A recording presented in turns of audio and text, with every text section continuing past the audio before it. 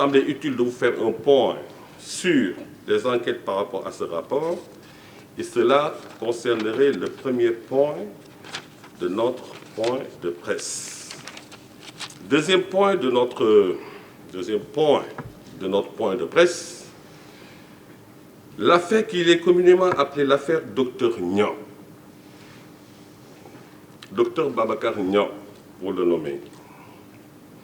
Il y a lieu de préciser que le 18 mars 2023,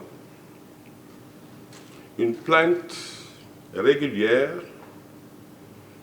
a été formulée par le sieur Cheikh Tidiane Ly, représentant la famille de la victime feu Mamadou Ly, et M. Bamba Fall, maire de la commune de Médina.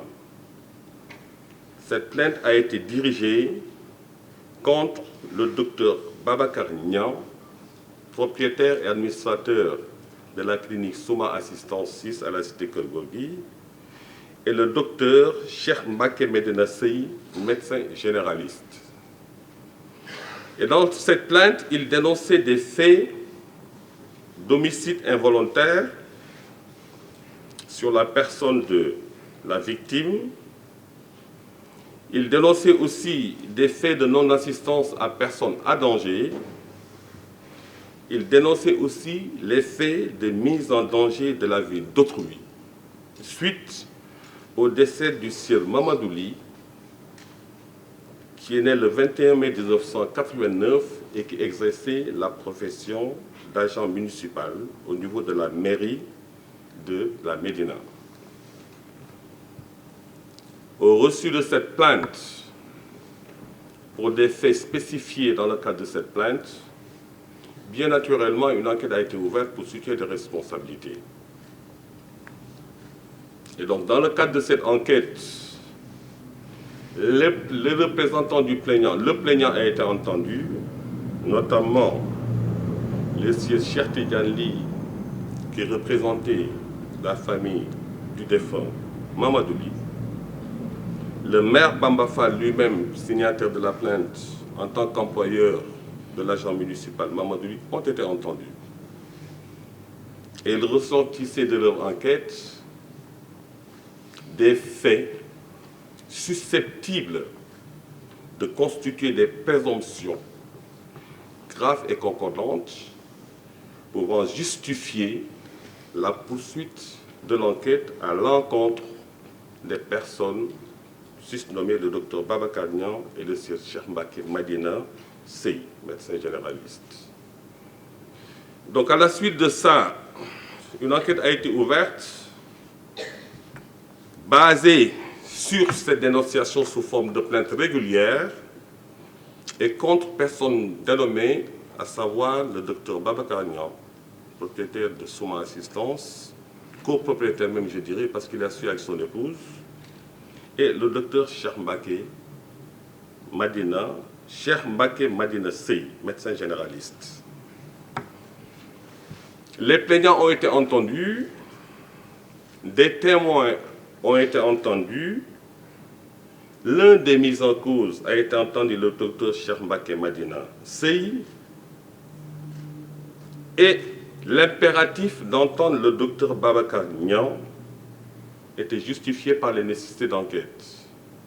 Parce qu'il faut le préciser, être mis en cause ne veut pas forcément dire être coupable.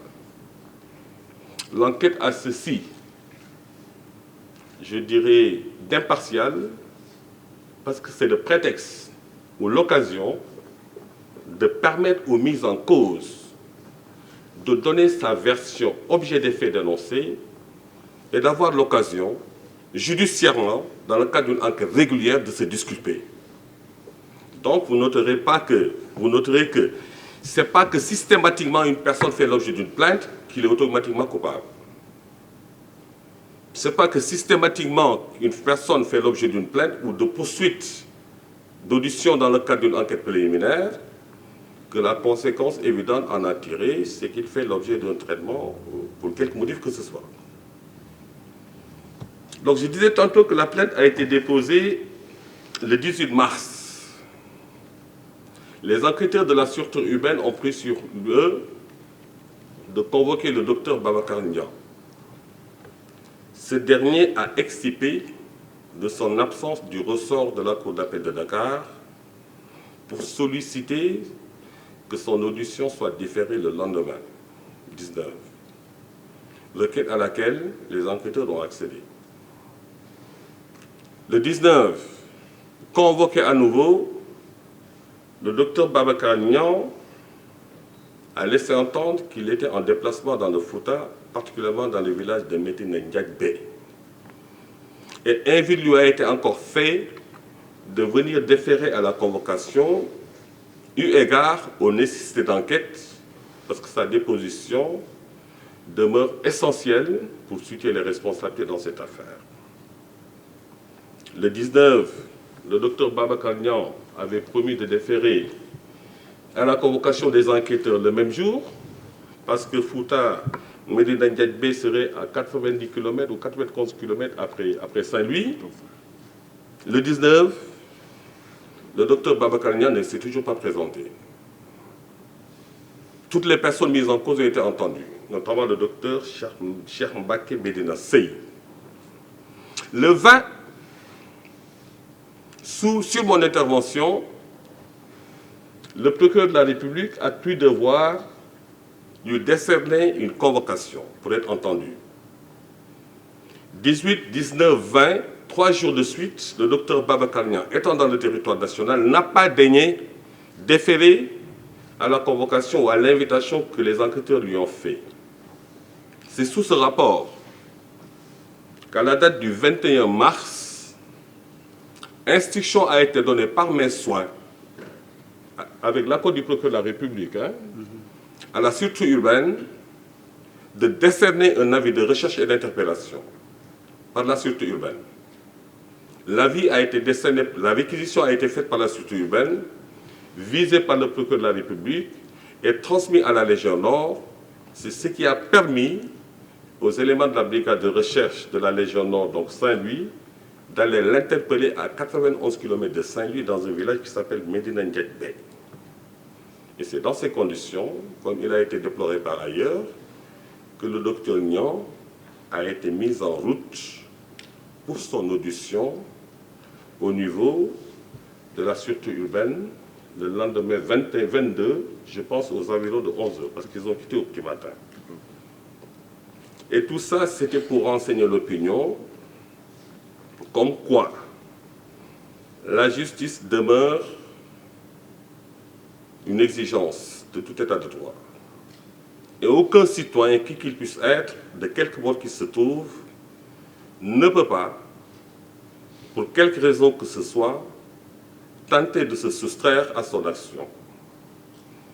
Et donc, en tout état de droit, l'invite lui a été fait 2 ou 3 fois. L'attente a duré, eu égard à l'urgence que tout le monde connaît et que tout le monde partage, du 18 jusqu'au 22, il était impératif que les enquêteurs usent des moyens légaux que leur offre le Code de procédure pénale dans le cadre d'un état de droit pour le contraindre à venir déférer à la convocation.